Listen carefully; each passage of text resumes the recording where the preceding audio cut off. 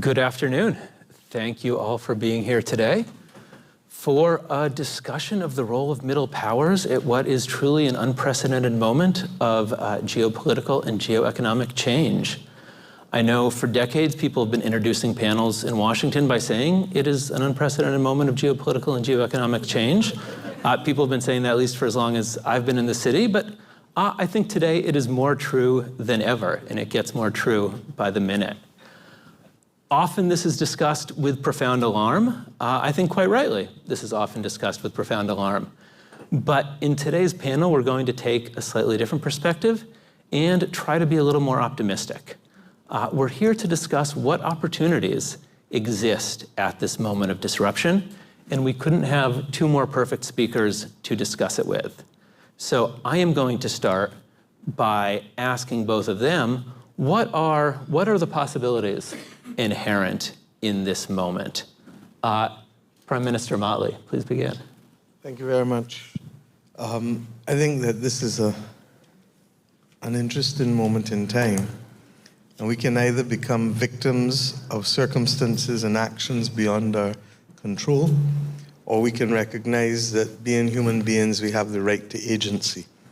And agency gives us the ability to find others who align with us, but more importantly, once we find them, to find the will to bridge the gap with those who do not agree with us. And more than ever, the process is as important as the destination. The ability to engage, the ability to define, the ability to deconstruct what really matters, and to reconstruct, recognizing that you can't boil the ocean.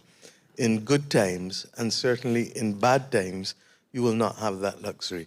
So while these are definitely challenging times, while we've had 3 global shocks in 6 years, the truth is that it provides us with an opportunity because we do know better, we have learned better, and we do have institutional structures that allow for alternative views to start to predominate. What has happened is that the hypocrisy, and I know you've written on it, the hypocrisy of the moment over the course of the last 80 years has always been large, but now it has become crass and open. And the question is that the precursor to the change, or is it the precursor to the consolidation of wealth and power? It is up to us not to be victims. It is up to us to seize the moment, to summon the political will, and to recognize that one of the beauties of a covenant is that a covenant allows us to do together that which we cannot do individually. And we don't need all to make that ground. Last Unger, I reminded us of the experience of the West Indian Federation that existed between 1958 and 1962, imposed from outside, a political union of our territories in the region, and Jamaica decided that it wanted to have a referendum, like Brexit, because it didn't know if it wanted to stay in it. And the results were that the referendum went against the union, and the then Prime Minister of Trinidad and Tobago, where the capital of the Federation was, said 1 from 10 leaves 0. I want to suggest that whether it is at the global level, or whether it is at the hemispheric level, or whether it is at the regional level, 1 from 10 cannot leave 0. And that we are better off recognizing that where 2 or 3 are gathered, let us make progress, particularly at this moment when we have to wait out the weather. When you guys had snowstorms in this city a few weeks ago and the rest of northeastern US, you had to wait out the weather. Let us be respectful and wait out the weather and find common purpose with those who we can while we wait out the weather.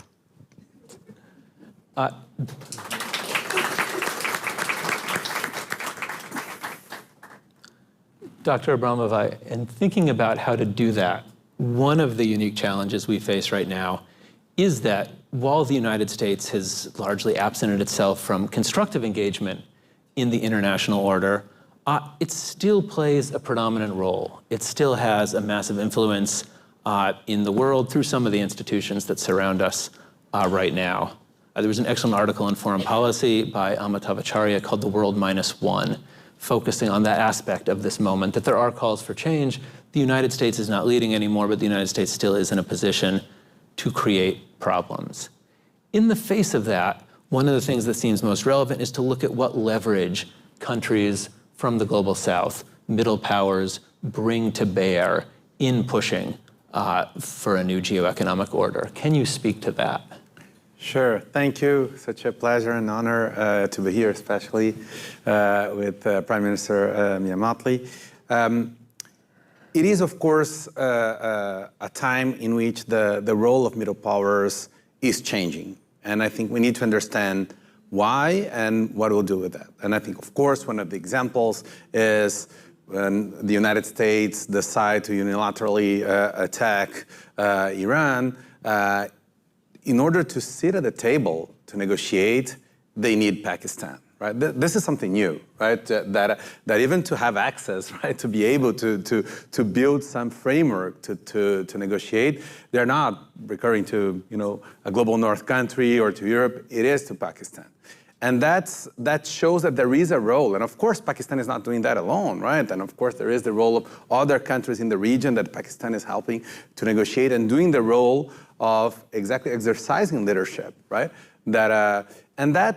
It's not because simply, the U.S. is absent of its role, but it is because there is a shift in the power that we are seeing in many stances, middle powers trying to find solutions for spaces that before the solutions were always kind of dictated, right, from the unipolar or bipolar perspective. This is not necessarily good. I think it's a fact, right? It's something that we need to cope with. As Prime Minister said, there are opportunities with that, and we are not here to be prophets, but I think we are here to think what we need to do to make sure that this new reality provides something good.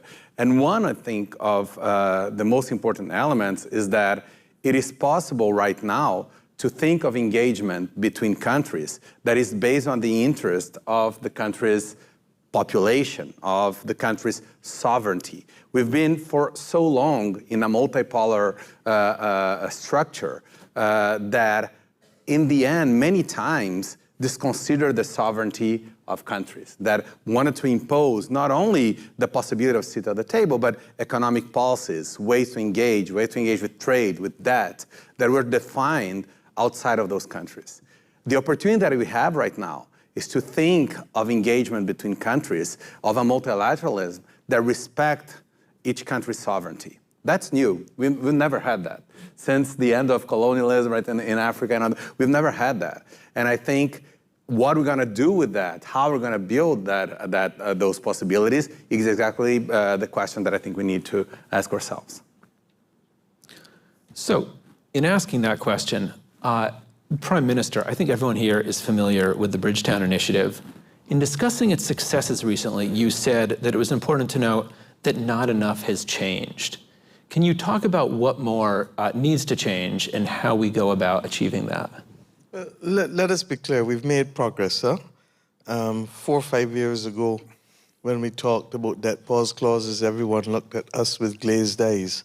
And now we have the World Bank, who has included them in their agreements with small states. We have the IDB, who had them before and are modifying. We have the French and the British who have also recognized it. And we have the international markets, where we went for our first major loan on the emerging market index last June, and we got $500 million US with debt pause clauses that no one expected, and pandemic clauses too. We have also seen greater use of debt swaps. What we still need, however, to do is to be able to make available long-term, affordable financing for the basics of development.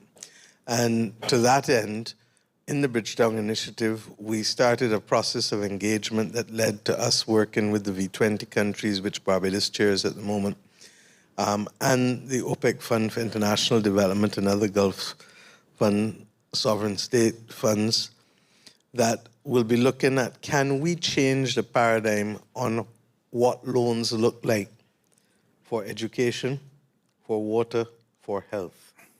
It is too basic, it is too simple.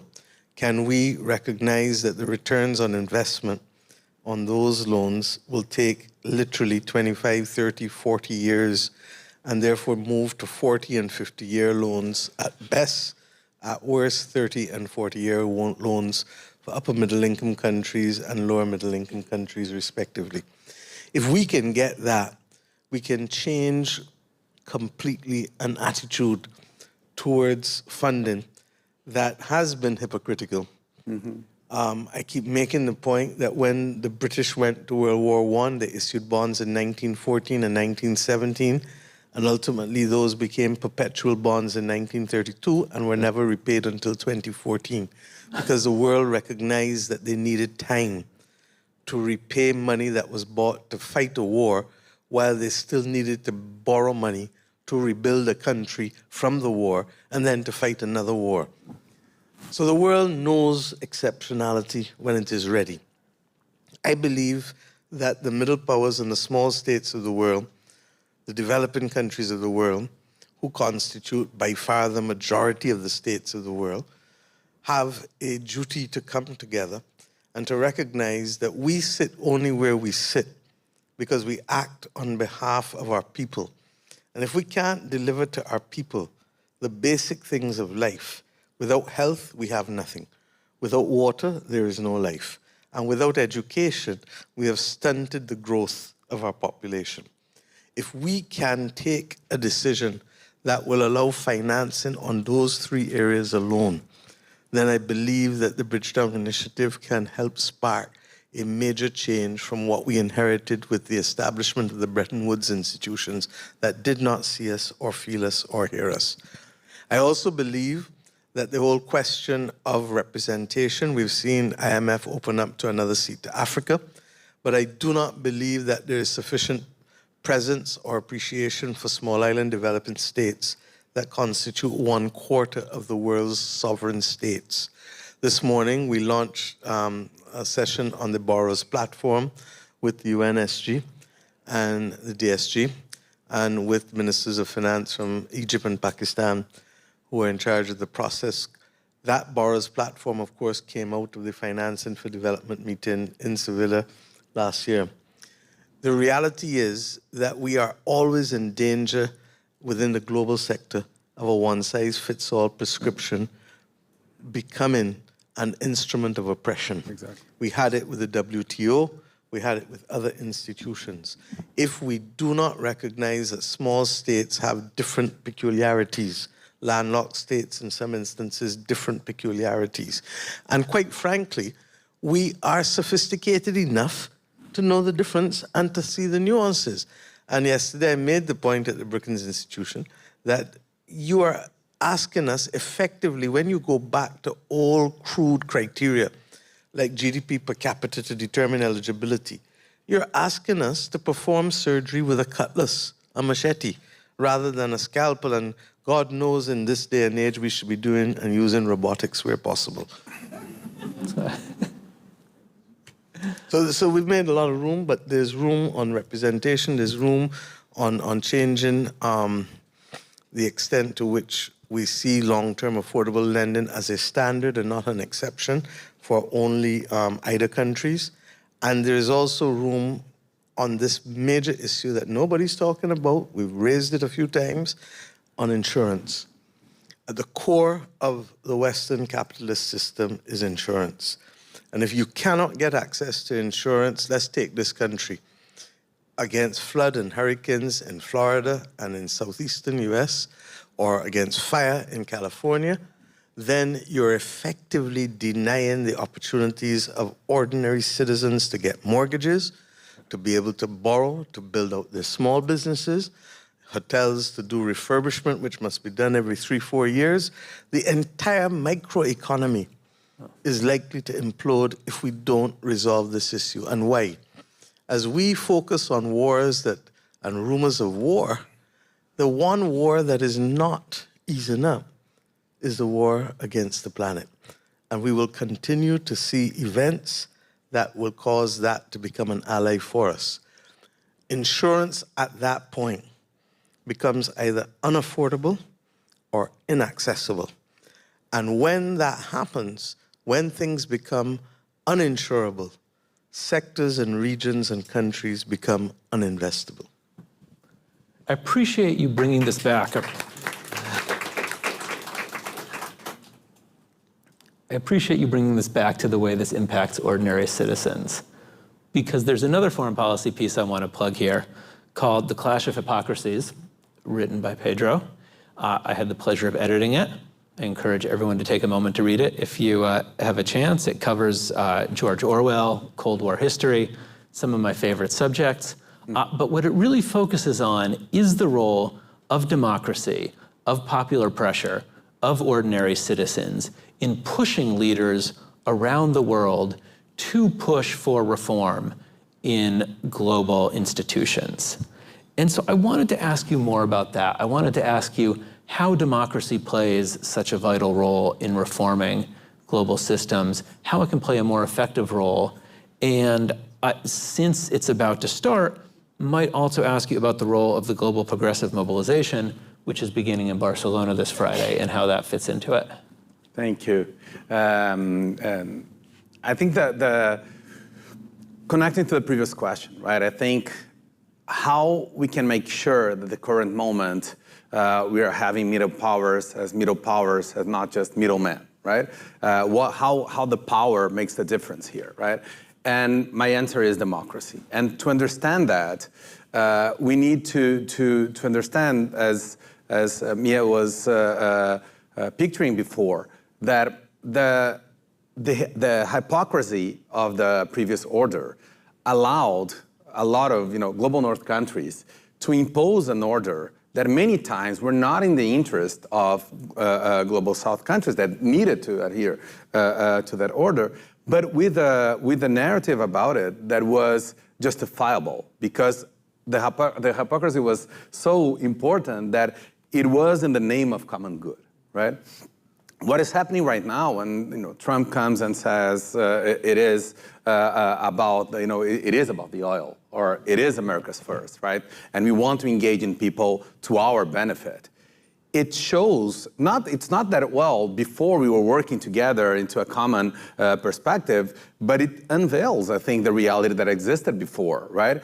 But it is impossible now for leaders of their own countries to engage with Trump or to engage with the US and say, yes, we are going to engage with you in a way that will benefit the US. It's impossible because of their internal constituencies. Many of those leaders would want to do that. But when they kind of try, they fall into this pitfall, and the reaction doesn't come from the elements of the international relationships. They come internally. When Modi, when Trump, after years of investment of U.S. foreign policy in India, right, and having a leader that couldn't be closer to Trump in terms of kind of model, but when he comes and instead of trying to build a partnership, put the tariffs and establish that relationship, Modi has to pivot, not because he wants to, but because of the internal pressure. And it is the internal pressure that can allow those middle powers countries really to bring to the table power, right? And to be there trying to negotiate in terms of sovereignty, right? And not just in terms of adherence to a model that was established from outside. That's why we are so impressed, I think, with the meeting that we'll see this week in Barcelona, the Global Progressive Mobilization, with leaders of countries from different parts of the world and civil society organizations and social movements being there exactly to make sure that the engagement at the international, in this moment that we need to rebuild an international order based on sovereignty, based on the interests of people, based on shared concerns about the world that we have right now, we need to have clarity of agenda. We need to have commitment of those leaders expressing that they are there not representing big corporation or, again, interests and organizations that speak from themselves, but exactly speaking in the name and representing the majority of the world. And Prime Minister Mottley, I wanted to ask you about this as well. You've mentioned hypocrisy in both of your answers now. I'm curious, in your conversations with your constituents, in your conversations with your voters, how their views about the international order, about its hypocrisy, have changed. What are you hearing from them on this subject? Well, it's become clear that, as we said, that which was veiled before has become patent and real. And that makes the conversation a little more complex, but a little more real. I say that because I have a simple question to ask. When we are denied these opportunities in terms of policy space, fiscal space, access to fair terms, we ask ourselves the question, as you should, where does the money go? Where is the money going?